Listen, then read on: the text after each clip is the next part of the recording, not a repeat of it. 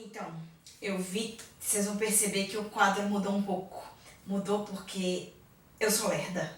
Na verdade, eu dei aula, o cartão de memória tinha acabado, e aí a aula termina numa parte, e aí eu só vou continuar dali, né?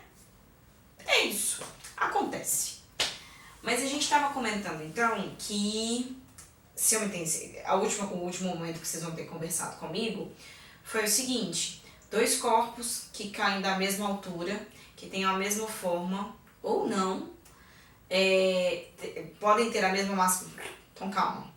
A última coisa que a gente falou é o seguinte: foi na ausência da resistência do ar. Então eu vou editar essa parte, eu vou cortar, e aí eu vou começar daqui. Aqui. Então, vocês perceberam que o quadro mudou um pouco? Porque eu sou lerda. O que aconteceu? Estava gravando, acabou a memória do negócio. Eu não percebi. Falei, dei aula, acabou. Ninguém gravou, nem eu. Aí eu tive que voltar e fazer de novo. Então, eu estou fazendo de novo. Mas, então, só recobrando, a última coisa que estava escrita até desse ladinho aqui, ó. Que se eu tirar a resistência do ar, corpos que são abandonados da mesma altura, independente da massa e do formato, eles têm o mesmo tempo de queda, ou seja, eles caem junto, e mais ainda, eles têm a mesma velocidade final, por exemplo, tá? Mas aí, eu falei, olha que bacana, então quer dizer que eu tô lidando com um movimento de queda livre, então no movimento de queda livre a primeira coisa que eu preciso entender é que eu tô livre da resistência do ar e, portanto, a massa do corpo não importa, tá? Segunda parte de queda livre é entender o seguinte: queda livre, e aí a gente vai dividir o movimento para estudar de forma mais didática. O movimento de subida do corpo, que vai ser chamado de lançamento vertical, e o movimento de queda do corpo, que é queda livre. Mas tanto o lançamento vertical quanto queda livre, olha que importantão, são casos especiais de MRUV. E o que significa executar um movimento em MRUV? Significa que a minha trajetória é retilínea, estou obedecendo essa regra, eu estou na vertical e ela é retilínea, e a velocidade varia, mas vai variar de valores constantes. E é essa parte que a gente vai discutir agora. Por que que a aceleração produzida pela Terra, ela vai ser constante? Então a primeira pergunta que eu te faço é: o que significa cair? Quando eu faço essa pergunta e a gente está dentro de sala, é um momento muito interessante porque vocês vão começar a falar, grande parte das respostas vão passar por cair e ir para baixo. E de certa forma, ok, ir para baixo funciona a princípio. Porque, por exemplo, se eu falar que essa pessoa está caindo, você pode muito bem falar assim, ele está indo para baixo. Tá, ele está indo para baixo. Mas e se eu te falar que essa pessoa está caindo aqui? Porque se você falar pra mim que ela tá caindo para baixo e manter essa orientação, o para baixo significa que essa pessoa morreu. Você matou essa pessoa. Você falou assim, olha, você só pode cair quando você estiver girando na parte de cima. Se estiver girando na parte de baixo, morreu. E não é assim. Porque senão tinha um monte de gente morrendo. Opa, pulei e morri. Não é assim. O que a gente vai definir como cair? Cair significa ir em direção ao centro da Terra. De uma forma mais poética, Aristóteles já tinha falado isso, quando ele vira e fala que a terra e a água tendem a ir em direção ao centro da Terra. Então ele já percebeu o seguinte: a Terra, esta linda de bonita, ela exerce uma força sobre os corpos na sua proximidade que é atrativa. Coloquei aqui, ó, a força sempre produz uma força atrativa.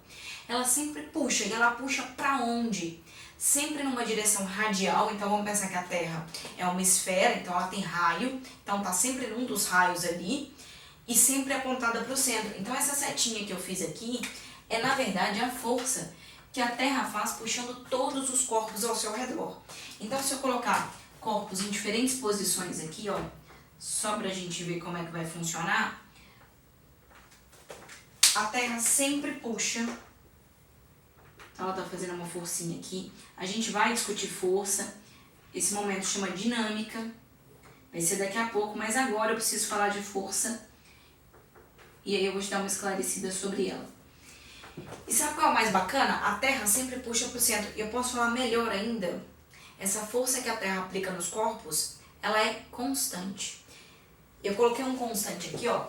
E eu fiz uma marcação com asterisco. Por quê? Porque ela é constante na proximidade da superfície. Se você começar a afastar muito, essa força vai variar, mas não é o nosso caso.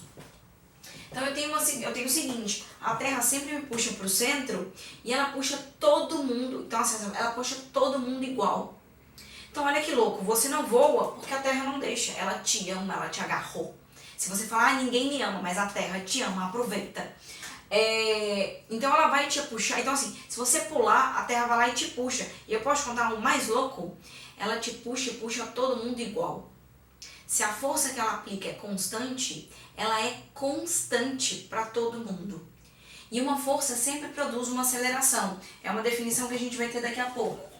E se a força é constante, a aceleração também é constante. Então é daí que vai sair que os corpos em queda livre fazem MRUV, porque a aceleração é constante. E se a aceleração então é causada por essa força que a Terra atua sobre a gente, então eu vou chamar essa aceleração de um nome especial. Ela é chamada de aceleração da gravidade. E aí a gente vai falar que ela é constante. E sim, lá, se a gente for bem chatinho, cada posição da Terra vai assumir um valor de aceleração da gravidade. Mas todos eles muito próximos. Então é assim, se o exercício quiser ser muito mais próximo à realidade, ele vai dizer para você que a gravidade vale 9,8. Tá? Aí tem lugar que é 9,76, 9,805, 9,81, depende muito de onde você tá.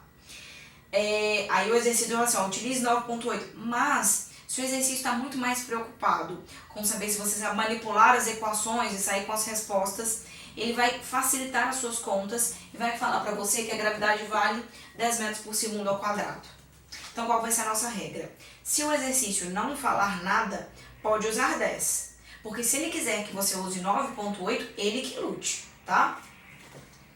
E aí eu coloquei duas coisas interessantes. Essa aceleração da gravidade, porque como a gente até então só trabalha com ela porque a gente está nela, é a aceleração da gravidade da Terra.